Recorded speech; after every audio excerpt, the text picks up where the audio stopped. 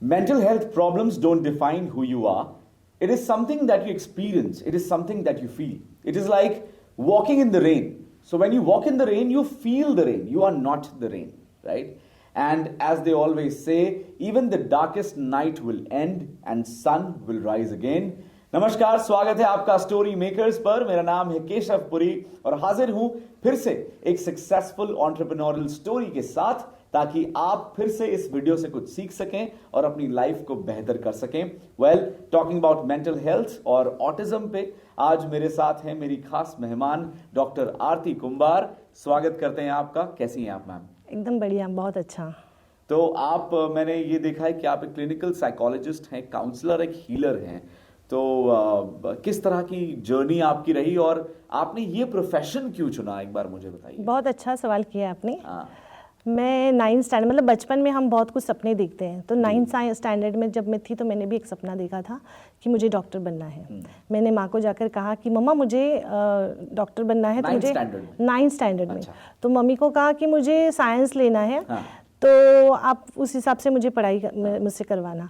तो माँ ने कहा कि नहीं, पुअर फाइनेंशियल कंडीशन थी तो अफोर्ड नहीं कर पाएंगे, क्योंकि बड़ा बेटा, मतलब मेरा बड़ा भाई जो है वो इंजीनियरिंग कर रहा था, तो अभी तुमको और मैं, हम 5 जन, तो और भी सारे सिबलिंग्स है तुम्हारे, तो वी कांट अफोर्ड, तो तुमको या तो साइंस आर्ट्स लेना होगा या तो कॉमर्स लेना होगा। तो फिर मैंने कॉमर्स की पढ़ाई की, लेकिन मैं बिल्कुल भी नाराज़ नहीं हुई कि चलो मेरा जो सपना नहीं पूरा होगा तो मुझे और सेकंड क्या कर सकती हूँ। तो मैंने कॉमर्स की पढ़ाई की और मुंबई के बहुत अच्छा बढ़िया कॉलेज में MCC में मेरा एडमिशन हुआ।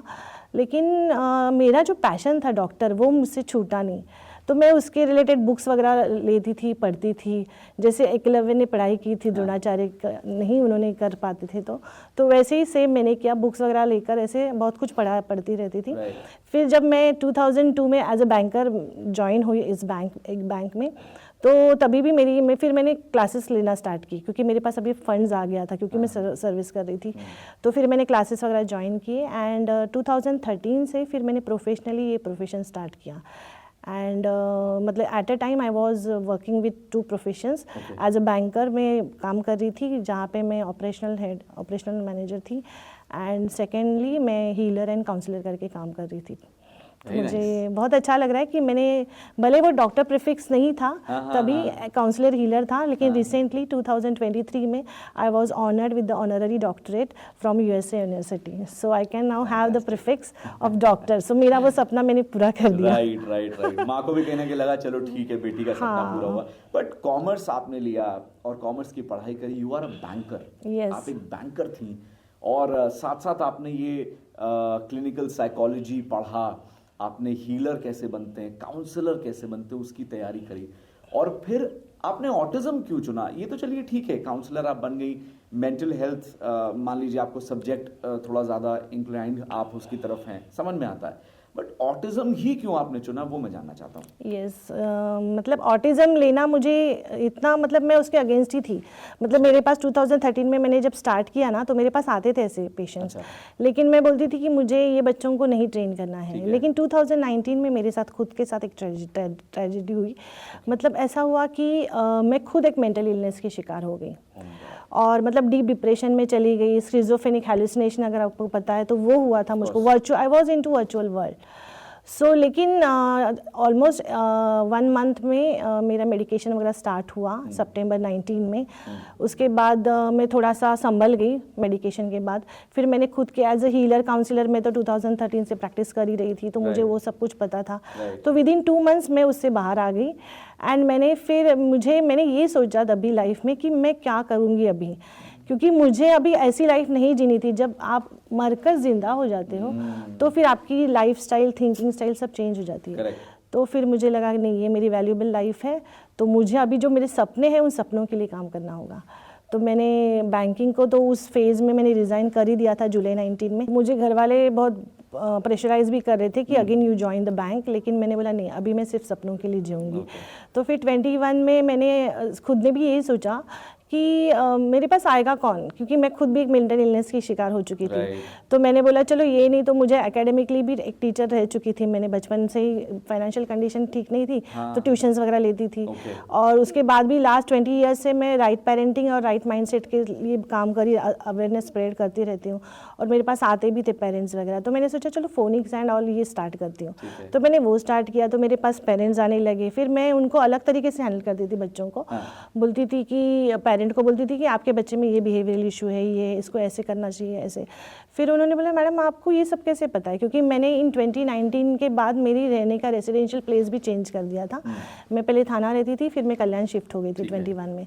तो वहाँ पे ऐसा था कि ज़्यादातर लोग मुझे नहीं पहचानते थे, तो उनको नहीं पता था कि मैं कौन सा प्रोफेशन कर रही थी पहले, मतलब एट द बैंक और ये काउंसिलर। हाँ, तो जब मैं बात, तो मैंने कहा कि मैं प्रोफेशन 2013 से कर रही थी, लेकिन 2019 के बाद मैंने ये सब बंद कर दिया था। तो उन्होंने बोला फिर मैडम हमारे बच्चों का करो ना आप। फिर ऐसे करके automatically I turn to my profession and that was my passionate profession. So client के वजह से, पेरेंट के वजह से फिर से मेरा ये स्टार्ट हुआ। फिर दिसंबर 21 मतलब अक्टूबर 21 में मैंने स्टार्ट किया एज अ एंटरप्रेन्योर। मतलब पहले तो मैं एज अ प्रोफेशनली थी, लेकिन अब मैं एंटरप्रेन्योर के इसमें चली गई थी।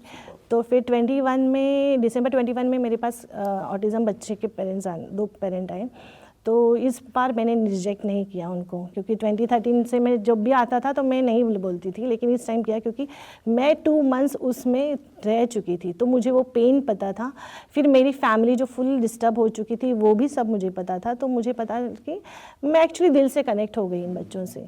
तो फिर मैंने उनका स्टार्ट किया। फिर ऐसे करते करते फोनिक्स, एबैकस ये सब पीछे ही रह गया, और मेरा पूरा ऑटिज़म ट्रेनिंग सेंटर बन गया।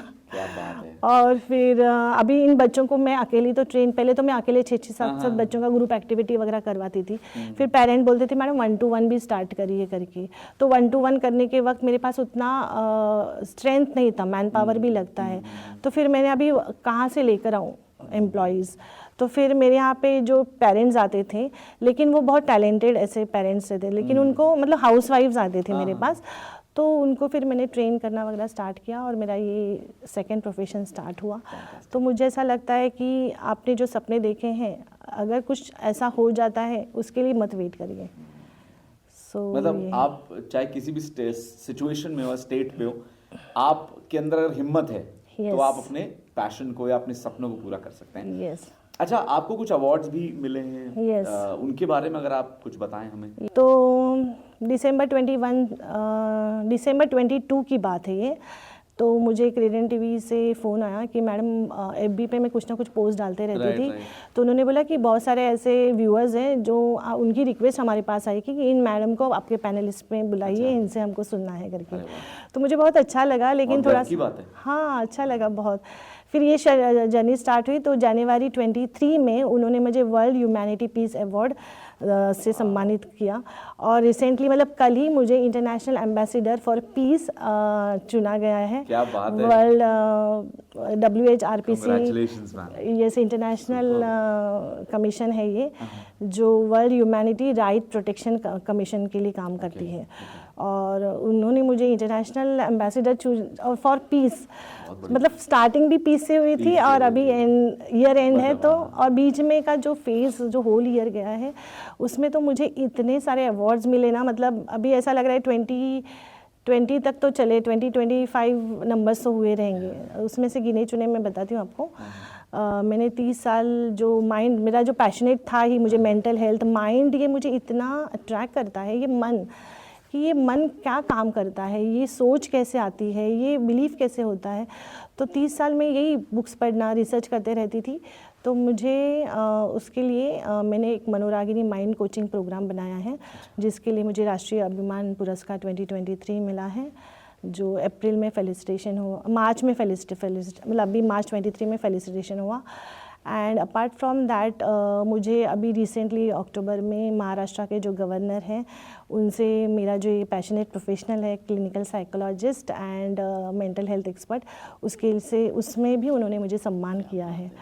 तो बहुत अच्छा लगा। बहुत अच्छी बात है। और देखिए कितना अच्छी बात इस तरह से भी है कि हम कुछ काम करें, अगर उसके लिए हमें कुछ रिकग्निशन मिल जाए, गवर्नमेंट का सपोर्ट मिल जाए, हमें बड़े बड़े एजेंसीज या बड़ी बड़ी कंपनीज द्वारा सर्टिफिकेशन मिल जाए, अवार्ड्स मिल जाए, तो वो 4 चांद लग जाते हैं और मन करता है कि यार अब तो और मेहनत करनी है। मतलब फिर अगर आज हम 100 कर रहे हैं तो कल हम 200 के लिए रेडी हो जाते हैं बिकॉज ऑफ दैट।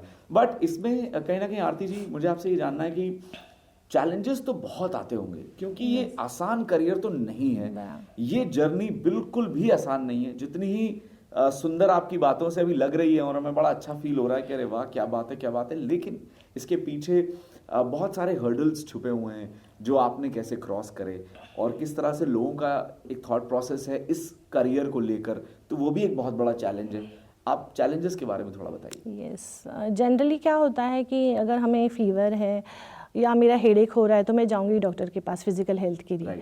लेकिन वही अगर मेरा मूड स्विंग हो रहा है, मुझे गुस्सा आ रही है, मुझे अच्छा नहीं लग रहा है, मेरा दिल रोने के लिए कर रहा है, उस फेज़ में कोई भी बंदा जाता नहीं है मेंटल हेल्थ प्रैक्टिशनर के पास। तो मुझे लगता है वो बहुत बड़ा चैलेंज है। आज भी अगर मैं बोलती हूँ कि मैडम आपको भी काउंसलिंग की ज़रूरत है, तो काउंसलिंग जब बोलते हैं तो लोगों को लगता है कुछ तो बड़ी बीमारी हुई है क्या। नहीं, इट्स नॉट दैट। आपको एक ऐसा बंदा मिल जाता है, हम ऐसे बंदे रहते हैं जो आपकी सारी बातें हम आपका कॉन्फिडेंशियल रखते हैं। जनरली हम किसी को कुछ भी शेयर, इमोशनल मूड स्विंग्स होता है, मतलब इमोशनली कहीं ना कहीं आपके इमोशंस दबे हैं, आप किसी को बता नहीं पा रहे हो, या किसी को बता रहे हो तो आपको जज किया जा रहा है या कोई रॉन्गली आपको कुछ बता रहा है। तो हम ऐसे प्रोफेशनल, हम काउंसलर क्या करते हैं, आपकी सारी बातें सुनते हैं और हमारे पास ही रहते हैं और आपको एक एक्सपर्ट गाइडेंस मिल जाता है। तो कभी भी आपको, तो ये जब करते हैं, बताते हैं, लोग बोलते हैं, आते हैं, एक सेशन करते हैं, फिर बाद में वो आते भी नहीं, उनको लगता है कि हाँ अब हम अच्छे से मेंटेन कर पा रहे हैं। तो अगर अच्छे से मेंटेन कर रहे हैं, मुझे कॉल आता है कि अच्छा हो रहा है तो अच्छी बात है। लेकिन फिर भी अगर किसी को मुझे देखकर लगता है नहीं, ही नीड्स और she needs some more sessions, but फिर भी दे आर अवॉइडिंग। सो ये मुझे लगता है कि बहुत बड़ा चैलेंज है। मुझे लगता है एक्सेप्ट करना भी अपने आप में एक सक्सेस है। कि आपको ये इल्म हो जाए, रियलाइजेशन हो जाए कि मुझे एक काउंसलर की जरूरत है, मेरा शायद मेंटल हेल्थ ठीक नहीं है, तो इससे अच्छा है कि मैं खुद उस पर काम करूं और खुद परेशान हूं, मैं काउंसलर के रीच आउट करती हूं ये या करता हूं, ये अपने आप में एक सक्सेस है, क्योंकि आपने रियलाइज कर लिया कि हाँ, जो कि बहुत लोग रियलाइज नहीं करते, राइट है ना। तो ये भी एक चैलेंज आप फेस करती होंगी जहां पर। और कैसे होता है, डॉक्टर के पास हम जाते हैं फीवर के लिए, 2-3 दिन में फीवर ठीक हो जाता है, बट मन ऐसा नहीं है ना। मेंटल मन का तो क्या है, मुझे दिखता भी नहीं है मन कहाँ है। और ऊपर से रोज, आज का खत्म हो गया समझो, कचरा निकल गया, कल से अगर आप इक्विप नहीं रहे तो फिर से आपको कचरा लेने के लिए रेडी हो गए हो।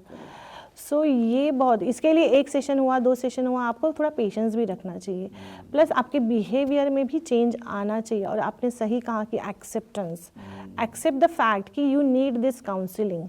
इसका ये मतलब नहीं कि आप में कुछ मेजर इश्यूज हैं, जस्ट नॉर्मल, इसमें भी ऐसा होता है और आप अच्छी नॉर्मल हंसी खुशी वाली जिंदगी आराम से जी सकते हो after some few sessions. Correct. तो सेशंस लेने में शर्माना नहीं चाहिए, आप आराम से रीच आउट करिए, काउंसलर्स आपकी मदद जरूर करेंगे। ऑलराइट, तो पैन इंडिया और अक्रॉस द वर्ल्ड आपकी कंपनी, आप लोग काम कर रहे हैं। आई हर्ड आप दुबई में भी आप रीच आउट कर रहे हैं और वहाँ पर भी आप अपना एक पूरा काम उस तरह से ग्रो कर रहे हैं दुबई में भी। तो किस तरह से आप अवेयरनेस स्प्रेड करते हैं, क्योंकि हमने अभी बात करी चैलेंज की, राइट। अब अगर, क्योंकि ये आपका प्रोफेशन है, तो आप अगर अवेयरनेस स्प्रेड करेंगे तो वो और ज्यादा बेहतर होगा, क्योंकि वो लोगों को हेल्प करेगा जानने में, अच्छा हाँ यार इतना मुश्किल नहीं है, अपन कर लेते हैं। तो how you as a company, as a leader, as a counsellor, आप अवेयरनेस कैसे स्प्रेड कर रहे हैं? मेरा एक माइंड कोचिंग प्रोग्राम है जो चलता है, ऑनलाइन होता है, तो उसमें मनोरागिनी उसका नाम मैंने रखा है, जिसमें मैं जो 5 एलिमेंट्स है वो बैलेंस करना सिखाती हूँ। जिसमें थॉट, एक मतलब जो 5 एलिमेंट्स है मैं बता रही हूँ आपको, तो थॉट है जिसको मैं फायर एलिमेंट बोलती हूँ। जैसे पंचमहाभूत, शरीर में पंचमहाभूत होते हैं, वैसे ही मैंने 30 वर्ष के रिसर्च में ये देखा कि हमारे मन में भी 5 एलिमेंट्स होते हैं। तो थॉट को मैं फायर एलिमेंट बोलती हूँ। बिलीफ होता है जो हमारी मनोधारणाएँ होती हैं, उसको मैं अर्थ एलिमेंट बोलती हूँ।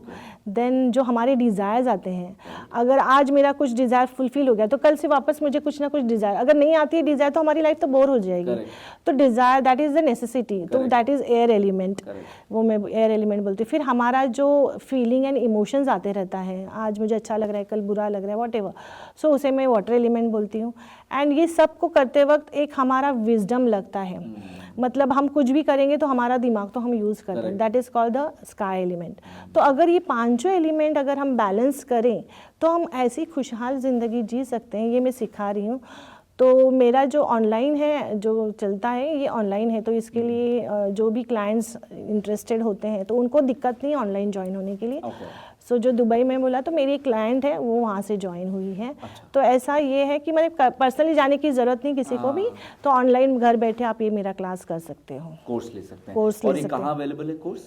ये तो ऑनलाइन में, मतलब मेरा खुद का एक ऐप है, क्या नाम बता दीजिए? उसमें आरती कुंभार ऐप करके है, तो आप उससे ये कर सकते हैं। अपना प्ले स्टोर पे या iOS पे सर्च कर लें, यस, ऐप स्टोर पे डाल के, ऐप, हाँ, प्ले स्टोर ऐप स्टोर में मिल क्या जाएगा, डालना है? आरती कुंभार, आरती कुंभार, एंड देन आपका ऐप आ जाएगा। Yes. उसे डाउनलोड करके एंड देन आगे हाँ। उस पे क्या प्रोसेस है वो। एंड सेकेंडली आप मेरा डिस्क्रिप्शन में नंबर भी दे दीजिए, मैं जो प्रोफेशनल नंबर्स हैं, तो ऑफिशियल नंबर्स में आप रिक्वेस्ट करेंगे तो हम उसको ज्वाइन करने में, रजिस्ट्रेशन करने में हेल्प कर देंगे आपको। तो अगर आप आरती कुंभार जी को रीच आउट करना चाहते हैं तो डिटेल्स आप देख लीजिएगा इस वीडियो के डिस्क्रिप्शन में, वेबसाइट का नाम और हो सका तो कॉन्टैक्ट नंबर या बाकी डिटेल्स हम आपको शेयर। वेबसाइट का नाम मेरा drartikumbhar.com है। परफेक्ट। तो इस तरह से जो है आप अवेयरनेस स्प्रेड कर रहे हैं कि 5 एलिमेंट्स जो मन के हैं उसको कैसे बैलेंस आउट किया जाए। ग्रेट। अच्छा, जितने भी बच्चे आते हैं जिनमें ऑटिज्म है, who are struggling with autism, आप उनको डील कैसे करते हो? जैसे कि मैंने कहा कि नंबर्स तो बढ़ रहे थे, जैसे स्टार्टिंग में मैं कर रही थी तो 1-2 ऐसे थे, अभी जैसे नंबर्स बढ़ने लगे तो मुझे एम्प्लॉयज़ चाहिए थे। तो फिर मेरे पास जो पेरेंट्स आते थे उन्होंने मुझे रीच आउट करना स्टार्ट किया कि मैडम अगर हम भी आपके साथ जुड़ें तो, क्योंकि उनके बच्चों को मैं बहुत अच्छे से करती थी। तो उन्होंने बोला, मैंने बोला हाँ ठीक है आप कर सकते हो। तो फिर मैंने उनका ट्रेनिंग स्टार्ट किया, जो ऑन जॉब ट्रेनिंग, मतलब मेरे पास जो बच्चे आते थे मैं उनको लेकर मतलब मैं उन बच्चों को ट्रेन कर रही हूँ, साथ में ये जो महिलाएं जुड़ रही थी मेरे साथ, तो उनको भी मैंने लेकर उनका ट्रेनिंग स्टार्ट किया। ऐसे कैसे आगे ट्रीटमेंट करेंगे? ट्रीटमेंट ऐसा नहीं होता है, इनका थेरेपी सेंटर है मेरा, तो हम एक्टिविटीज़ करवाते हैं। मतलब एक्टिविटीज़, मतलब उनके साथ बहुत सारे ऐसे खेल होते हैं, फिर पजल्स होते हैं, फिर बहुत सारा ऐसा उनको रूटीन नहीं पता रहता है। जो ऑटिज्म बच्चे होते हैं वो किसी का सुनते नहीं, मूड स्विंग्स होता है उनका, तो उनको सारा जो भी ट्रेनिंग पार्ट है वो मैं उनको ऑन जॉब उनको देने स्टार्ट कर दी।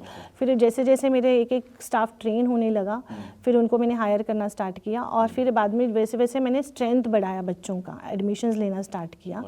एंड अभी मैंने ये भी देखा कि इन बच्चों को जितना ज़्यादा मैक्सिमम नंबर ऑफ आवर्स मेरे ऑब्जर्वेशन में रखूं तो इनमें ज़्यादा मुझे प्रोग्रेस मिला, क्योंकि 21 से 26-7 महीने में मैंने ये ऑब्जर्व कर लिया था। तो अभी अप्रैल 23 से मैंने मेरा एक केयर प्रोग्राम बनाया है, जिसमें 2 घंटे का प्री स्कूल मैंने रखा है, क्योंकि जनरली ये बच्चों को जहाँ कहीं भी प्री स्कूल में एनरोल करते हैं तो ये मिंगल नहीं होते हैं, किसी के साथ बात भी नहीं करते, तो उनको वैसे ऐसे ही रखा जाता है। तो मैंने इनके लिए एक प्री स्कूल ओपन किया, मतलब उसी में मैंने बना दिया। फिर 2 घंटे का ये प्री स्कूल होता है, 1 आवर का 1-to-1 सेशन होता है, और 1 आवर का ग्रुप थेरेपी।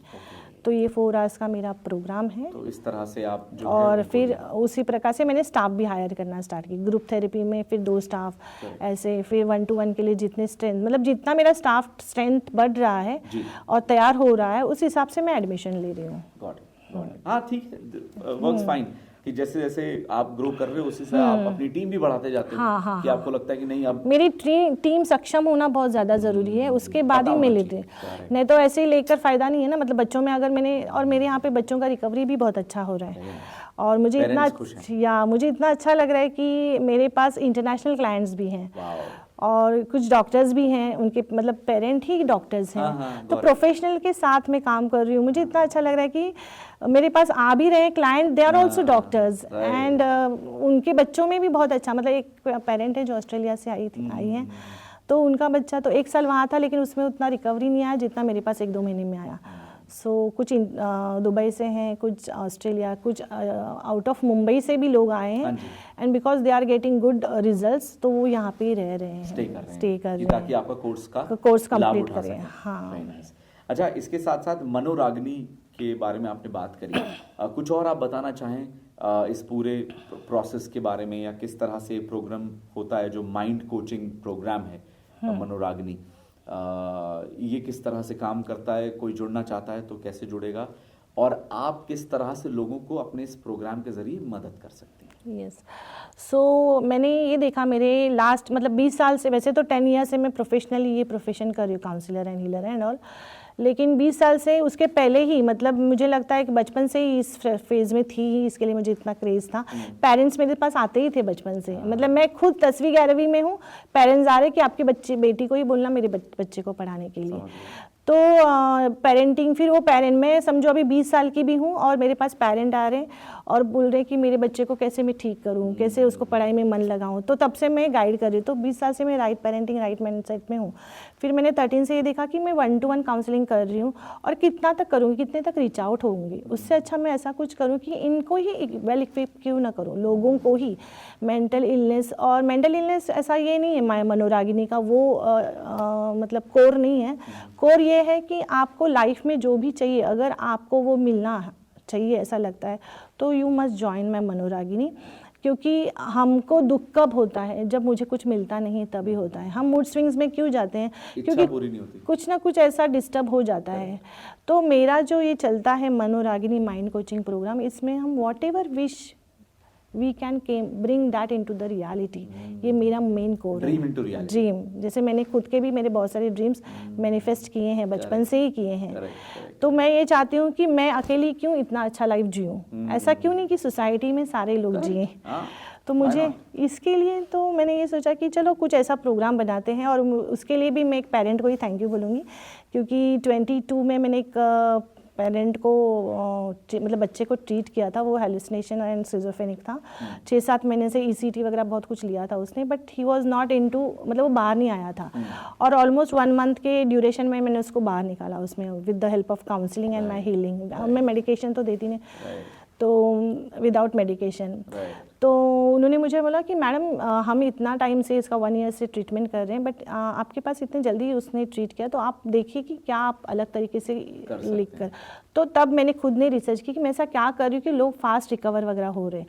तब ये मनोरागिनी का बर्थ हुआ। सो ये माइंड कोचिंग प्रोग्राम, तो ये मैं हर एक मतलब बच्चों से लेकर बड़े तक कर सकते हैं। और आपको अगर समझो फाइनेंस, हेल्थ का इशू है, वेल्थ का है, रिलेशनशिप है, सो ये सारा का आपको उसमें रिजल्ट मिलेगा। उसमें कुछ मेडिटेशंस है, कुछ मोडालिटीज़ में सिखाऊंगी। और कितने टाइम का होता है मतलब? ये तो 2 दिन का लाइव वर्कशॉप होता है, ऑनलाइन ही रहेगा, जिसका ड्यूरेशन फुल डे का वर्कशॉप होता है। उसके बाद कुछ फॉलोअप सेशंस होते हैं। और जब भी नेक्स्ट बैच मेरी अनाउंस होती है, तो जो पहले वाले मेरे स्टूडेंट्स हैं, they can join to the next batch also. और जो भी रिकॉर्डिंग्स वगैरह, अगर समझो आपको कुछ मिस आउट हो गया रहेगा, तो रिकॉर्डिंग्स, जैसे मैंने कहा कि मेरा ऐप भी है आरती कुंभार प्ले स्टोर, तो उसमें मैं अपलोड करती हूँ, तो वहाँ पे एक्सेस आपको मिल जाएगा। तो उसमें, और आपको अगर मुझे ये एनरोल करना है तो डिस्क्रिप्शन में आप नंबर मिल जाएगा एंड पूरे डिटेल्स आपको मिल जाएंगे, तो you can reach out with me. Perfect. अच्छा, I also got to know कि बहुत सारी हाउसवाइफ्स हैं जो आपके साथ कनेक्टेड हैं, और आपने कहीं ना कहीं एम्प्लॉयमेंट दे दिया है हाउसवाइफ्स को, एक प्लेटफॉर्म दे दिया है जिस पे आके जो भी उनके पास टाइम बचता है घर के काम के अलावा, जो भी समय बचता है उसमें वो काम करें और पैसा भी कमाएं, और अपने फैमिली को फाइनेंशियली भी सपोर्ट कर रही हैं आज की हाउसवाइफ्स। yes. तो उस प्लेटफॉर्म के बारे में बताइए, और किस तरह से आपने हाउसवाइफ्स को मोटिवेट किया to work and to earn money. Yes, so मैं जब ऑटिज़म बच्चों को ट्रेन कर रही थी, तो मैंने ये देखा कि वो बहुत अलग किस्म के बच्चे हैं, बहुत रोते हैं, फिर रोते हैं तो उससे नाक से सब सर्दी वगैरह सब आती है, और उनको बहुत प्यार से भी करना पड़ता है। तो मेरा ये था कि मुझे हाउसवाइफ जब आने लगे, तो मुझे उनमें ये बात अच्छी लगी, दे आर एक्चुअली मदर्स, वो मदर्स ही हैं सारे, तो उनमें एक मदरली क्वालिटी ऑलरेडी है। तो ये मेरा बेसिक रिक्वायरमेंट है, क्योंकि ये बच्चे कैसे भी करते हैं, मतलब मारेंगे भी, अगर उनको अच्छा नहीं लगा टीचर का, तो टीचर को मारते भी हैं, काटते भी हैं, ऐसा कुछ करते हैं। बट मेरे जो टीचर्स हैं उनको मैंने इस तरीके से ट्रेन किया है, और मुझे ऐसे टीचर्स चाहिए थे जो बहुत होल हार्टेडली इन बच्चों को एक्सेप्ट करें और एक माँ करके उन बच्चों को ट्रेन करें। सो ये मेरा फर्स्ट क्राइटेरिया था, तो जिसमें वो फिट बैठती थी। और बाकी जो ट्रेनिंग है, ब्रेन कैसे चलता है, ब्रेन की एक्टिविटीज़ कैसे करवानी है, ये तो स्किल है जो हम डेवलप कर सकते हैं, सिखा देंगे तो हो जाता है। और ये सारी जो महिलाएं हैं ग्रेजुएट हैं, फिर किसी ने साइकोलॉजी में किया है कुछ ऐसा, मतलब ऐसे कुछ ऐसे हैं कि मतलब सीखे हुए हैं बट उनको प्लेटफॉर्म नहीं मिल रहा है। और मुझे भी ऐसे ही लोग चाहिए तो जो डेडिकेटेड हो। और उनको कैसे होता है, उनका जो काम चल रहा है घर में उसको उनको डिस्टर्ब नहीं करना होता है, तो डिस्टर्ब नहीं करते। तो जिनको 1 घंटा पॉसिबल होता है, कि जिनको 2 घंटा पॉसिबल होता है, कि जिनको 4 आवर्स पॉसिबल होता है, एज पर देयर उनका कैसा है उस प्रकार से मैं उनको वो काम दे रही हूँ। तो वो बहुत खुश हैं। आज उनके हाथ में कुछ पैसा रहता है। फिर आज अगर मैं यहाँ हूँ तो मेरे वो चल रहा है मेरा इंस्टीट्यूट, और वहाँ पे पेरेंट्स भी बहुत खुश हैं। तो मतलब इतना अच्छा लगता है उनको एज अ डिग्निफाइड, उनको इतना अच्छा लगेगा कि आपने ए से बी को मिला दिया ना। हाँ, माँ का प्यार जो कहीं ना कहीं बहुत ज़रूरी है आपके कोर्सेज में, और आप जो जिस तरह से ऑटिज्म डील करती हैं बच्चों में, तो वहाँ माँ का प्यार एक बेसिक इंग्रेडिएंट है, क्योंकि इसके ऊपर आप सब सिखा दोगे, माँ का प्यार रहेगा तो एक अटैचमेंट और एक प्यार से आप वो कोर्स कराएंगे। तो आपने वो ए से बी को डॉट को कनेक्ट कर दिया, जिससे अब हाउसवाइफ भी खुश हैं और जो ट्रीटमेंट ले रहा है वो भी सक्सेसफुली अपने आप को बेहतर फील कर पा रहा है। तो वो उनको भी अच्छा लग रहा है। उनको मतलब वो खुद से आकर मुझे बहुत थैंक यू भी बोलती कि मैम आज मुझे हम लोगों को अच्छा लग रहा है कि आज आपके साथ हम जुड़ रहे हैं। पहले तो मैं अकेली थी, आज मेरे पास कॉज भी है, सोशल कॉज है। और फिर यहाँ पे जो पेरेंट्स आते हैं उनको भी वो बहुत मदरली उनको समझाती हैं। तो मतलब मैं एक अकेली आरती नहीं हूँ, अब मेरे स्टाफ भी ना आरती ही जैसे हो गए हैं। तो मेरा यही एक ड्रीम था कि एक अकेली आरती नहीं ये काम कर सकती है। अगर सोसाइटी में अवेयरनेस और ये सोशल कॉज के लिए अगर कुछ कर रहे हैं हम, तो हमारे जैसे मेरे जैसे बहुत सारे आरतीज मुझे तैयार करने हैं। सो मैं कर रही हूँ और they are also feeling good. Very nice, very nice. तो आपने एज अ मदर भी बता दिया, एज अ फ्रेंड भी बता दिया, एज अ गाइड भी बता दिया, एज एन एंटरप्रेन्योर भी बता दिया, बट बहुत सारे हर्डल्स भी आते हैं। तो एक नेवर गिव अप एटीट्यूड, या that's important, never give up, जो मैंने नहीं किया। मतलब मुझे तो डॉक्टर बनना था तो मैंने छोड़ा नहीं, मेरी मम्मी तो नहीं अफोर्ड कर सकती, तो मैं बुक्स वगैरह मतलब व्हाटएवर जो भी अवेलेबल रिसोर्सेस है आप उस पे काम करिए। एंड ये तो स्लोगन है ही मेरा, नेवर गिव अप। मैं हमेशा सबको एक ही बात बोलती हूँ, जो अच्छा लगता है और जो सही है वो आप हमेशा फॉलो करिए। Perfect, thank you so much doctor Aarti Kumbhar. आपसे बात करके बहुत अच्छा लगा और फिर ज़रूर आपसे कभी रूबरू होना चाहेंगे, कुछ आपसे सीखना चाहेंगे। जितना आज हमने आपसे सीखा है ऐसा ही कुछ आगे भी उम्मीद करते हैं सीखें। थैंक यू सो मच हमारे शो पे आने के लिए। Alright ladies and gentleman, so this was lovely doctor Aarti Kumbhar, जो एक क्लिनिकल साइकोलॉजिस्ट, हीलर और एक काउंसलर हैं। और उनसे हमने जाना कि किस तरह से उनकी एंटरप्रेन्योरियल जर्नी रही, क्या क्या हर्डल्स रहे और कैसे वो अपने पैशन को अपने प्रोफेशन में कन्वर्ट कर पाई और आज एक सक्सेसफुल एंटरप्रेन्योर बन पाई। This is Keshav Puri signing off. फिर मिलेंगे एक नए एपिसोड के साथ। स्टोरी मेकर्स देखते रहिए और हमारे साथ अपनी लाइफ को बेटर करते रहिए।